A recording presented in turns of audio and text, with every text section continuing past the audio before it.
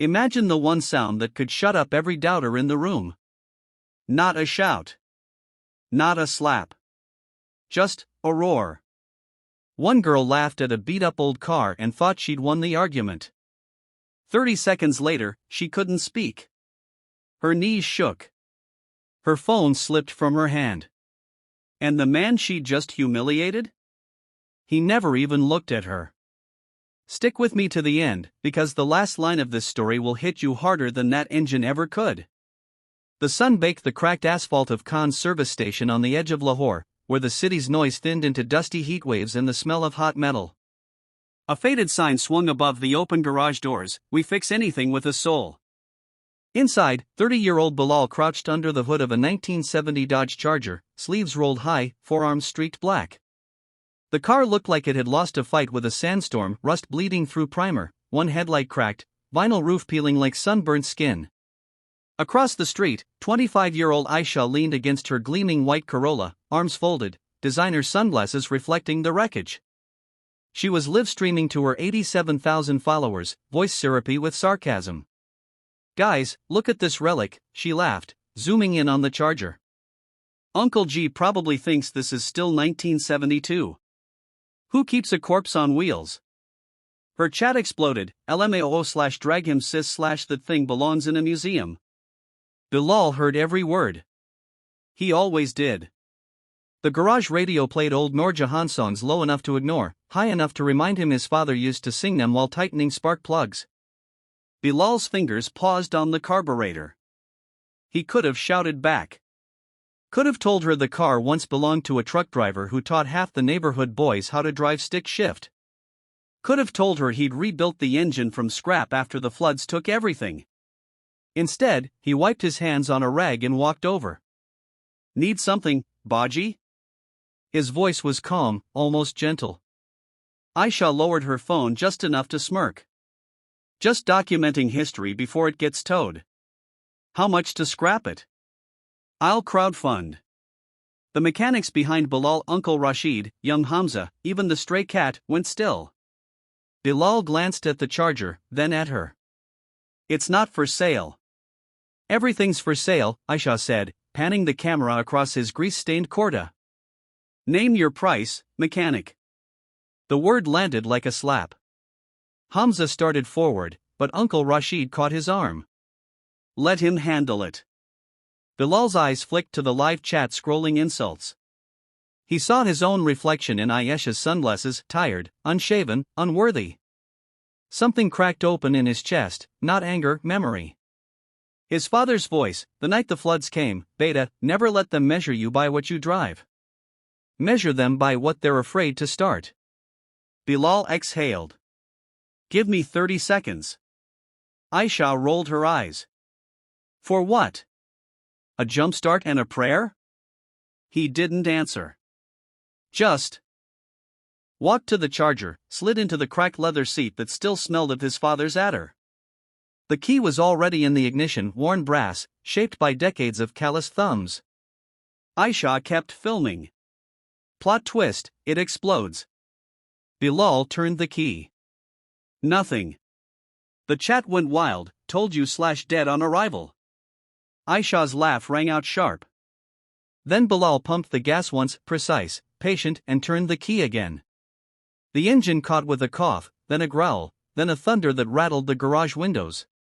The Charger's 440 cubic inches woke up like a lion shaking off sleep. The ground vibrated. Dust danced. The radio cut out mid-song. Aisha's laugh died mid-breath. The roar wasn't just loud, it was alive. Deep, layered, a chorus of pistons and history. The exhaust note climbed, fell, climbed again, perfectly tuned. Bilal revved it once, twice, letting the sound fill every corner of the street. Aisha's phone slipped. Cracked on the pavement. The live feed froze on her open mouth. Across the street, an old man in a shawl stopped walking.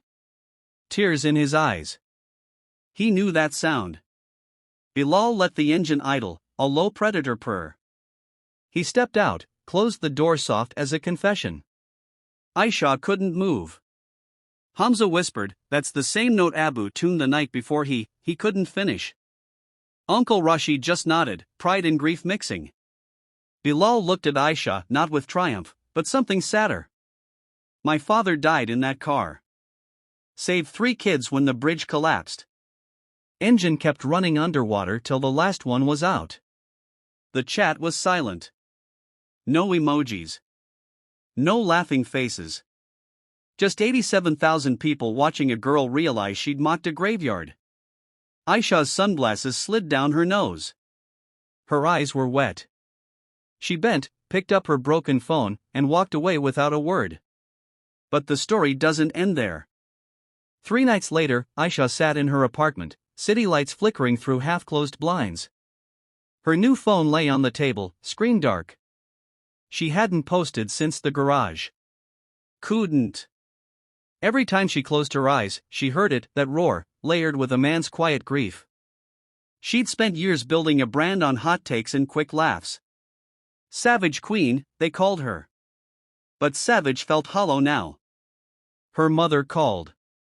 "Beta, people are sharing the clip. They're calling you cruel." Aisha's voice cracked. "I know, Ami." "Then fix it." She didn't sleep. At 3 a.m., she opened her laptop and started editing.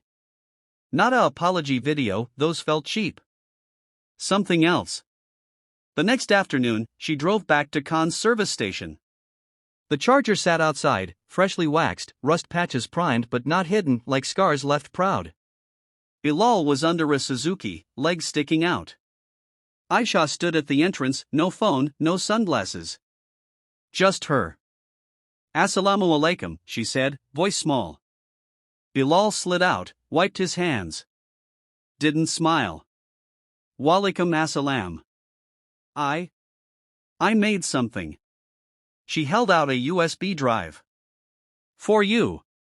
Not for clout. For you." He took it. Waited. "I'm sorry," she said. "I laughed at your father's grave. I didn't know. I don't want forgiveness on camera. I just needed to say it to your face." Bilal studied her. Not the influencer. The girl. "My father used to say," he said slowly, "a car's soul isn't in the paint. It's in the stories it carries." You laughed at the paint. Aisha nodded, eyes on the ground. He plugged the USB into the garage computer. A video played, grainy clips of the Charger from old family VHS tapes, Bilal's father teaching him to drive, laughing as the car backfired, the night of the flood, headlights cutting through rain, kids waving from the roof as water rose. Over it, Aisha's voice, soft, no filters. "I mocked a hero's chariot. This is what I should have seen." At the end, text, "All ad revenue goes to the Bilal Khan Flood Relief Scholarship. Because some engines save lives long after they stop running."